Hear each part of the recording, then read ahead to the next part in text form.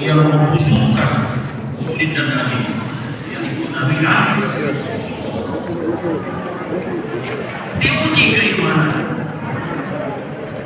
Nah, ini juga pelajaran buat ibu-ibu ya, buat anak-anak yang masih belum menikah, kalian dengarkan saja dulu.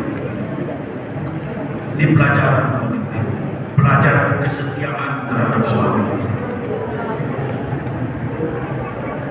Jangan setia itu kalau ketika suami masih gagal.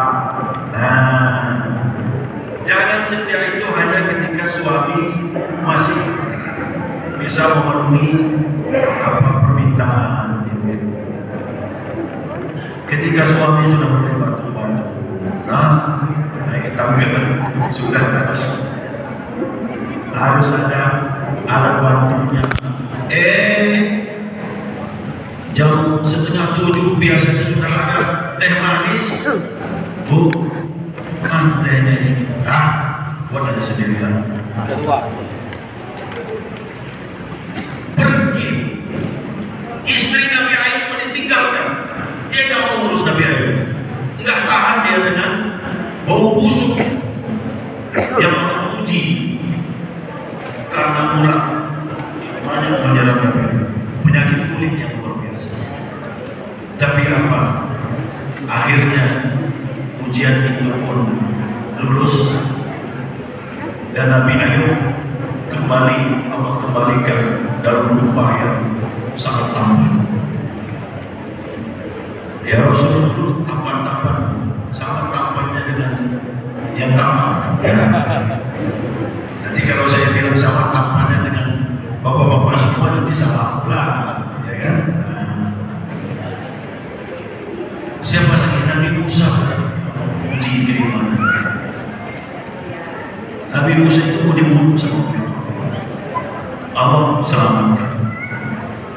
Banyaklah contoh di masa-masa lalu. Tapi ada contoh satu lagi.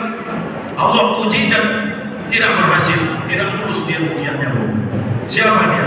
Salawah. Awalnya Bapak sekalian, Salawah itu imannya luar biasa. Enggak pernah tinggal sholat 5 waktu. Jumat pertama hari sholat 5 waktu, ada terus berjamaah bersama Rasulullah. Suatu ketika Rasulullah bertanya, kemana Salawah? Pulang ya Rasulullah. Alangkah cepatnya pulang. Kenapa enggak zikir dan berdoa? Enggak tahu ya Rasulullah. 3 kali ditanya. Yang ketiga dipanggil Salawah sini. Ini kira-kira bahasa saya. Bahasa saya sini. Kemana kamu? Kenapa buru-buru pulang? Iya Rasulullah. Saya dan istri saya ini cuma punya satu setel pakaian.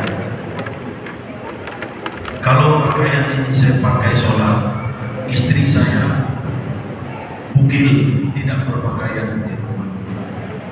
Itu sebabnya kalau saya berangkat sholat berjamaah, saya harus cepat-cepat pulang untuk bergantian dengan istri saya.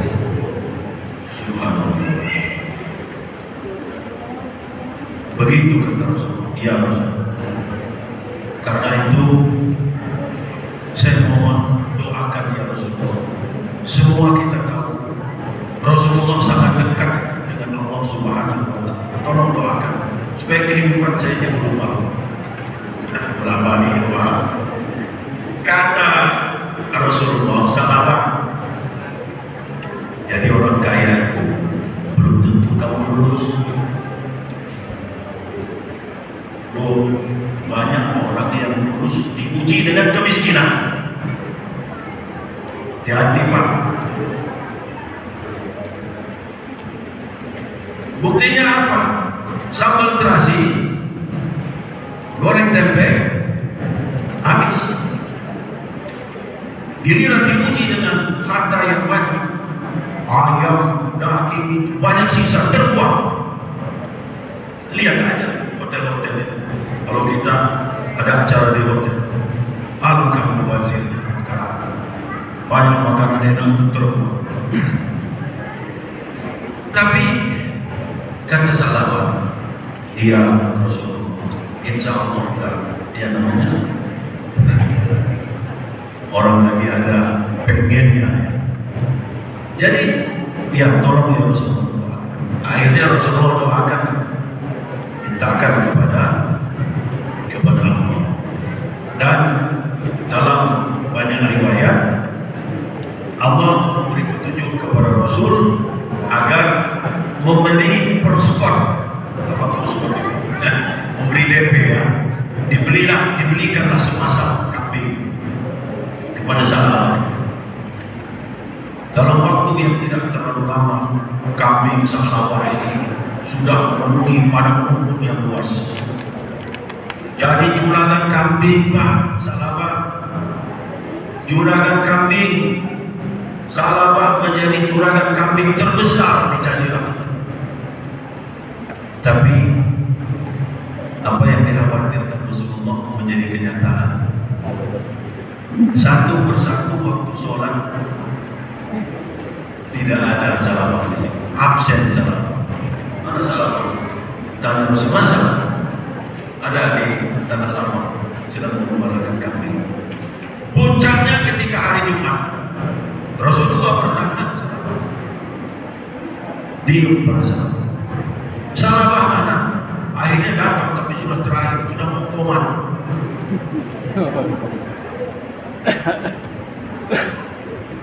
Jamaah yang dimuliakan Allah, cerita sahabat ini bukan cerita Arab. Ini betulan ada riwayatnya. Sampai zakat sahabat ini pada masa beberapa sahabat itu tidak diterima. Tidak diterima zakat sahabat. Rasul marah, tapi marahnya Rasul itu bukan seperti marahnya kita, bukan marah karena benci. Marah karena ingin supaya sahabat ini berubah. Begitulah Bapak dan Ibu jamaah yang mulia. Sekarang ujian pada kita itu apa? Kalau orang yang beriman itu Allah beri kekurangan, keterbatasan, itu namanya ujian. Insya Allah kita yang di dalam ini, kalau ada sesuatu yang kurang kita, itu namanya ujian. Tapi kalau orang-orang brengsek itu Allah kasih keadaan yang kurang menyenangkan, itu namanya apa? Azab. Azab. Karena itu kalau cuma itu bukan dompet, tinggal selembar itu 5.000. Tidak situ aja nggak cukup. Sahabat Pak, belum apa-apa ujian seperti yang diberikan Allah kepada orang-orang terdahulu. Guru, beberapa anak yang bandel di kelas, menurunnya prestasi belajar anak-anak. Sabar, itu ujian buat kita. Tapi jangan cuma sabar doang. Sabar yang dimaksud ini ya sabar yang aktif, bukan sabar yang pasif. Perbaiki cara mengajarnya, metode pembelajarannya diperbaiki, fasilitas pembelajarannya diperbaiki, suasananya diperbaiki. Kalau panas ya dikasih kipas. Sekarang sudah ada AC.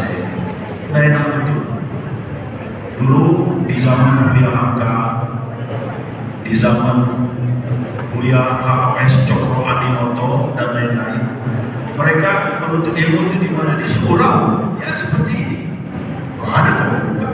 Nanti meja-meja bagus. Apalagi ada laptop ini, nggak ada. Bagus-bagus.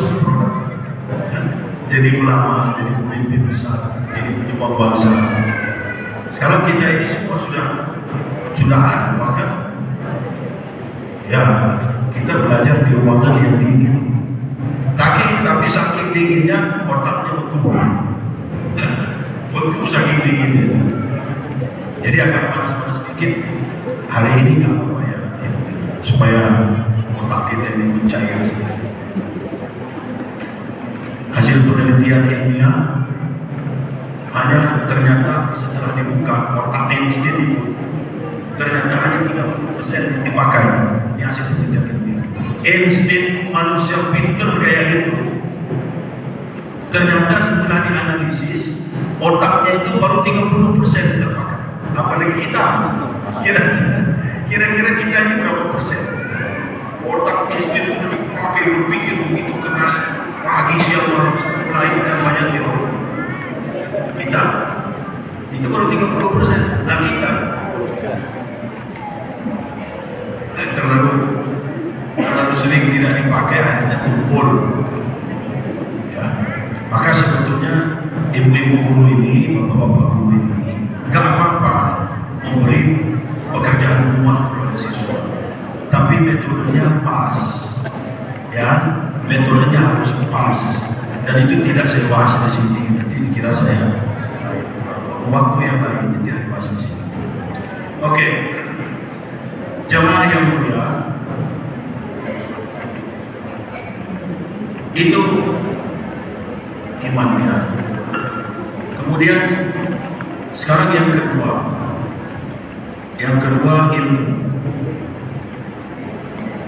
Ilmu itu ibarat lentera. Ilmu itu cahaya. Ilmu itu jalan untuk menguatkan iman. Sebab iman tanpa ilmu gelagapan, ini kemana? Nah, terkait dengan ilmu ini ada sebuah perkataan kaum ini bukan hadis, sudah saya cari.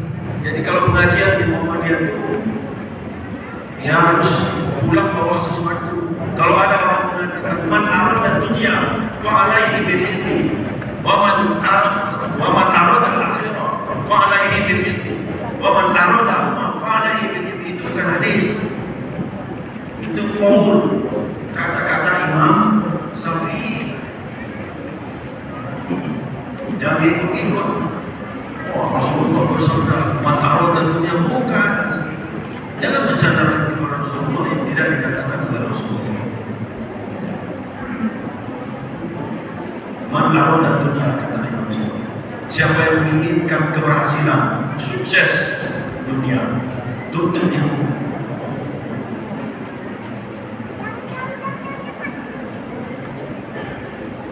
Wa man arada al-akhirah, siapa yang ingin bahagia di akhirat, cari ilmu akhirat itu cari. Ini salah satu cara majelis taklim, cara untuk mendapatkan ilmu, kemuliaan, kebahagiaan di akhirat. Cara itu antara lain. Wa man aradahuma, kalau mau kedua-duanya, bahagia di dunia wal akhirah, seperti itu. Rabbana atina fid dunya hasanah wa fil akhirati hasanah wa qina azabannar. Ya, tuntut dengan ilmu.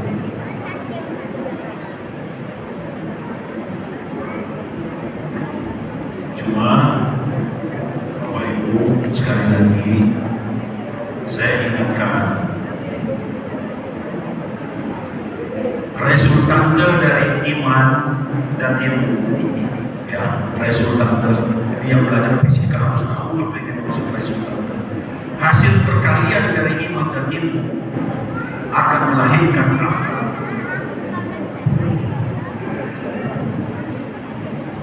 Baru-baru ini kita terkesima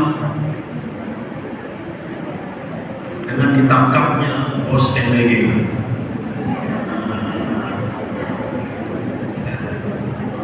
Kalau soal ilmu,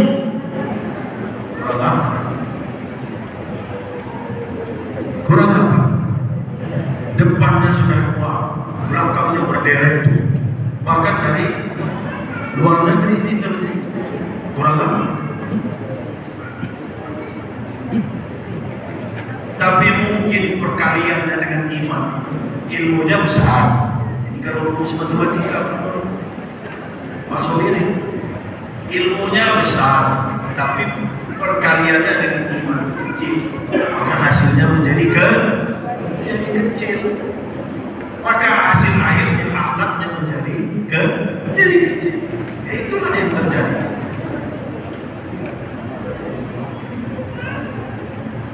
Tapi nggak benar juga kalau kemudian dipelesetkan begini. Kalau itu kita nggak perlu orang yang berilmu, kita perlu orang yang berakhlak saja.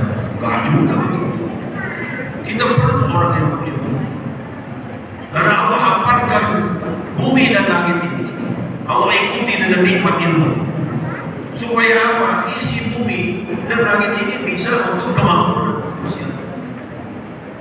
Kalau nggak, bagaimana orang bisa bikin pesawat terbang kalau nggak ada ilmu pengetahuan dan teknologi? Tapi yang jadi persoalan adalah ketika ilmu itu tidak bergandengan mesra dengan iman, maka yang akan lahir adalah akhlak, bukan akhlak karimah, tapi akhlak mazmumah. Ada yang namanya mazmumah? Mohon maaf ya kalau ada yang namanya mazmumah. Ya, namanya orang tua kita dulu. Sedapatnya ya, jangan mudah berkecil hati. Ya, kalau sudah 60 tahun sudah nggak usah dirubah lagi. Ya, nikmati aja nama itu. Ya, mazmumah.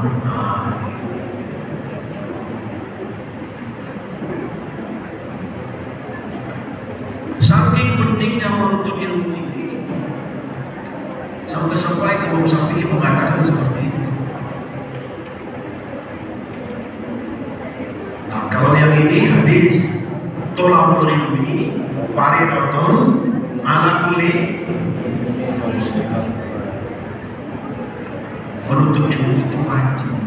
Karena itu Bapak dan Ibu sekalian, saya ingin jamaah di Muhammadiyah itu membangun cara hidup yang Islami dan bermanfaat. Begini maksud saya. Kalau kebetulan Bapak Ibu Allah karuniakan rezeki yang banyak, daripada Bapak Ibu bolak-balik umroh, lebih baik Bapak Ibu sekolahkan. Ada anak orang kepengen sekolah, Bapak Ibunya nggak punya uang, sekolahkan. Insya Allah lebih bermanfaat. Apa umroh nggak bermanfaat, tapi itu sunnah. Ini kan menuntut ilmu itu wajib. Ada yang sudah 5-6 kali umroh, tetangganya kenapa nggak sekolah? Dia nggak bisa bayar SPP. Astagfirullahaladzim. Kenapa dulu kami yang kuliah nggak bisa bayar UKT? Astagfirullahaladzim. Saya pernah sampaikan dengan saya kalau ingat cerita ini sedih saya. Saya nggak tahu dari mana kedua orang anak dan ibu itu sampai tahu rumah saya. Nggak tahu, saya nggak kenal sama sekali. Sampai di rumah nangis, belum apa-apa ibunya nangis. Saya bilang sama ibu itu, ya saya nggak kenal dengan ibu itu, sama anak. Kenapa Bu? Ada apa? Coba dia dulu, nanti nangisnya belakangan boleh. Apa yang terjadi? Cerita lagi. Pak,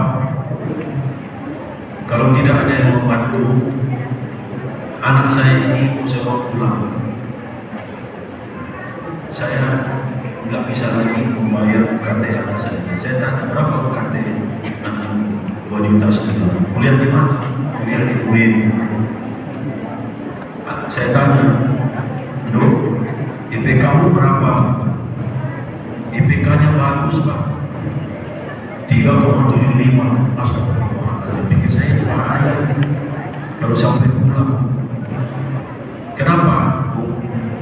Di Lampung Barat sana kami hanya mengerjakan sawah sepetak, tempat tinggal juga numpang dengan orang, nggak sanggup lagi.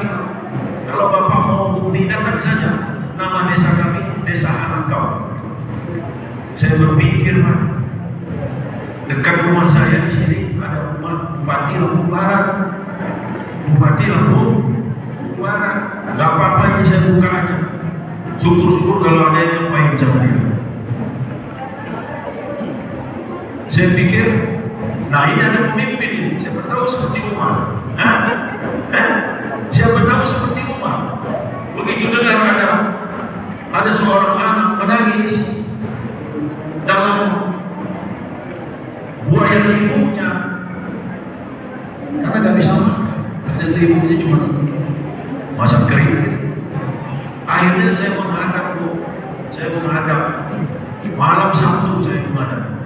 Saya bilang dengan ibu dan anak ini, jangan pulang dulu, saya usaha. Mudah-mudahan nanti ada jalan keluar. Malam itu Bapak Ibu saya bilang, nangguh, macul kalau dalam bahasa Jawa, nangguh baik-baik saja. Apa jawab? Apa jawab? Iya Pak. Itu memang harus semuanya melanjutkan. Saya berpikir omongan itu akan ada ekornya. Akan ada ekornya. Alhamdulillah sampai hari ini tidak ada. Pak Bu, saya pernah Allah titipkan amanah kecil-kecilan itu bersama Pak Sopir.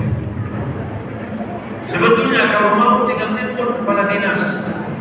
Kepala dinas pendidikan, ini ada warga kita sulit bayar, bukan jumlahnya 2,5 juta, beresin.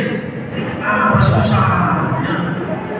Tapi karena nggak mau, tadi itu jabatan yang dihasilkan bukan dari perkalian iman dan ilmu. Itu hasilnya. Saya kecewa, saya pulang dan keesokan harinya Senin saya menghadap wakil rektor di UIN. Saya mohon supaya nanti dibantu Bapak Ketua Wakil Rektor. Siapa? Kita bantu. Bagaimana cara bantunya? Saya kira saya usulkan untuk dikasih KIP Power KIP, beasiswa KIP. Ya sudah, tapi nanti semester depan, semester depan nanti sudah lewat. Jadi yang untuk sementara kita bayar cash saja. Siapa yang bayar cash? Rektorat yang bayar. Ini kalau pemimpin. Karena itu di Muhammadiyah juga jangan sampai meniru yang seperti itu. Tinggi menjulang kampus Universitas Muhammadiyah. Tiba-tiba ada mahasiswa yang bisa bayar UKT pulang. Itu berarti kita tidak sedang menerapkan, menjadikan Muhammadiyah sebagai ladang dakwah. Nanti Bapak Ibu kepala sekolah, kalau ada 1-2 anakmu nggak bisa bayar SPP, bebaskan. Karena Muhammadiyah bukan untuk menjadi perusahaan yang mengumpulkan banyak harta, tapi bukan untuk menolong orang. Ya tapi Pak, gimana kalau 100 orang? 100 orang bukan ada 2. Jangan lain, sudah 100 orang. Ya kalau 1-2 bebaskan. Jangan sampai kita berkuar-kuar Muhammadiyah adalah organisasi dakwah. Tapi kenyataannya bukan organisasi. Misal, alhamdulillah selama ini meraih tren. Ibu dan Bapak jamaah pengajian yang dimuliakan Allah.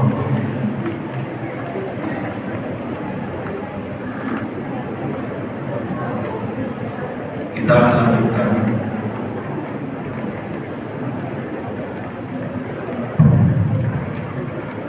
di dalam Al-Quran Al-Quran surat Al-Anfal. Di dalam Al-Quran surat Al-Anfal. Surat apa? Al-Anfal. Kita kembali ke yang pertama tadi. Karena memang iman dan ilmu ini harus diulang-balik pembahasannya supaya mantap. Apa Allah katakan? Bismillahirrahmanirrahim.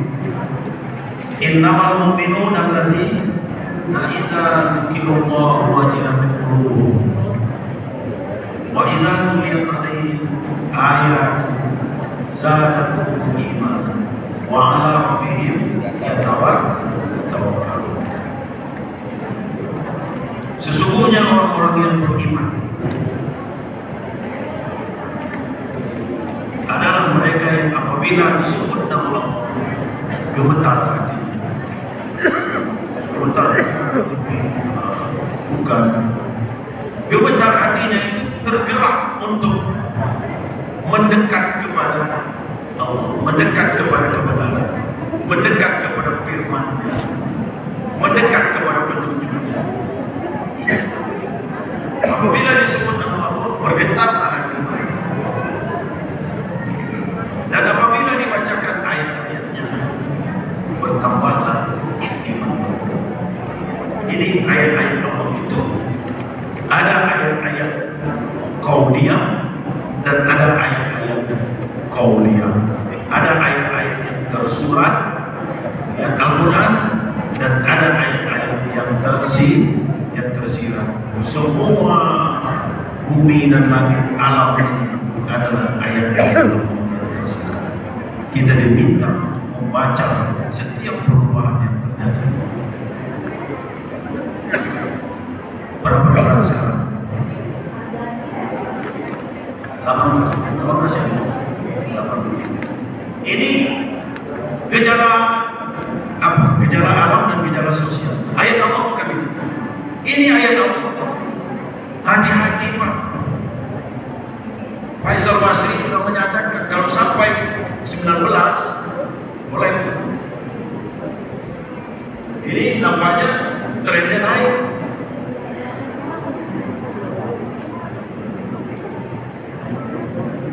Nah kan 30 menit lagi padahal ya belum setengahnya Pak. Ya sudah Bapak ya ibu Bapak, saya kalau sudah di atas seperti ini memang untuk waktu yang agak lama ya. Karena saya ini pernah menjadi guru, saya nggak mau keluar dari kelas kalau melihat ada murid saya yang masih agak-agak biasanya kalau dia gimana ketika berarti ada sesuatu yang kurang. Tapi yang boleh buat waktu kita terbatas. Saya ingin langsung saja pada respon. Saya mulai sebelum.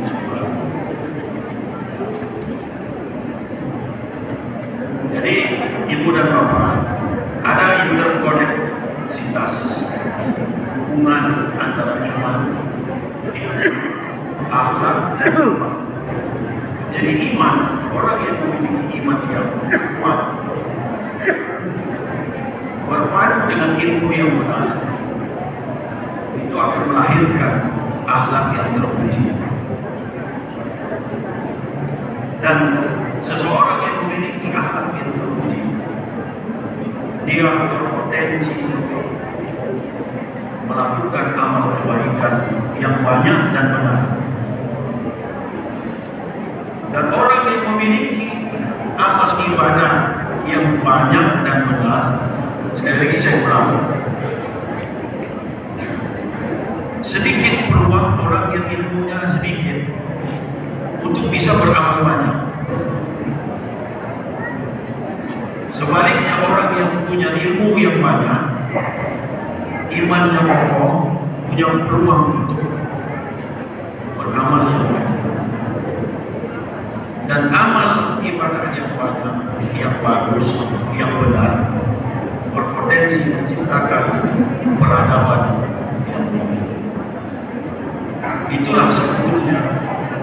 saya sebut dengan jalan menuju Golden Age Generation atau Muslim Age Generation.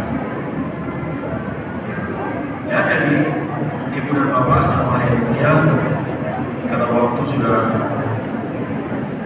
bukan waktunya yang habis, kesempatan untuk saya sementara ini dicukupkan sampai di sini. Mungkin ada waktu untuk kita bertanya jawab.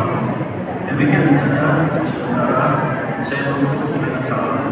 Kalau mungkin ada tidak tanya jawab, silakan. Baik, Bapak Yusufman, terima kasih kepada Bapak Yuzen yang telah memberikan kajian pada kali ini. Kalau pembahasan tadi yaitu tentang Islamic Golden Age. Baik, Bapak Ibu semua, kami berikan kesempatan untuk dua orang penanya untuk bertanya tentang tema terkait. Kami persilahkan. Ada dari Bapak Ibu untuk pertanyaan?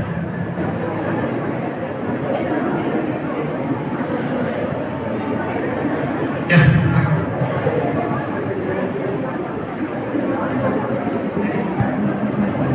Assalamualaikum warahmatullahi wabarakatuh.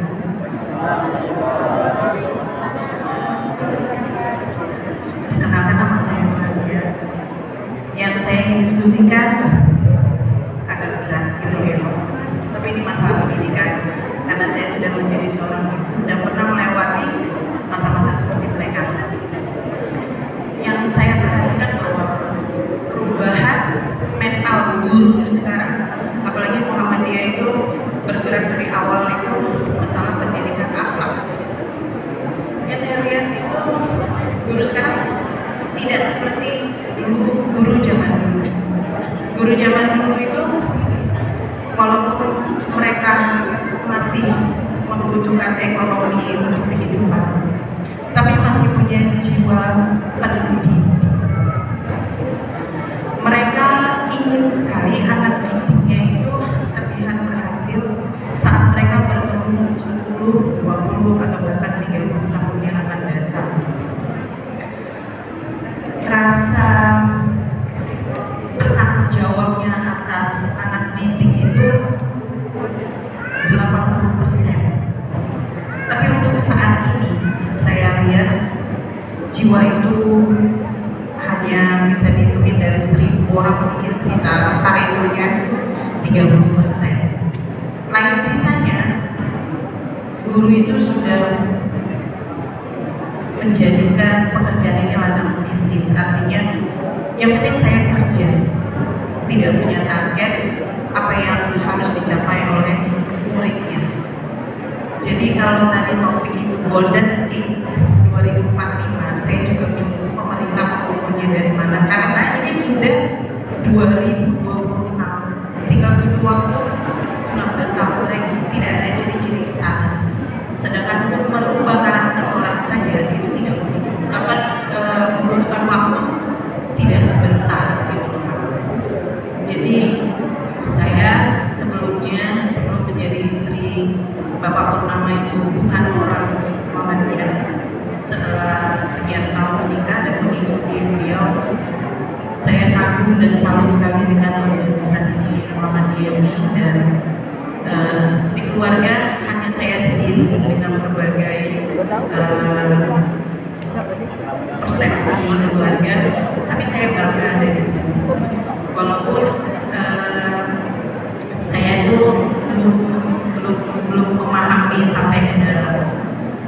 Mungkin itu Pak, mungkin ada yang perlu diperbaiki khususnya di Muhammadiyah, bagaimana agar guru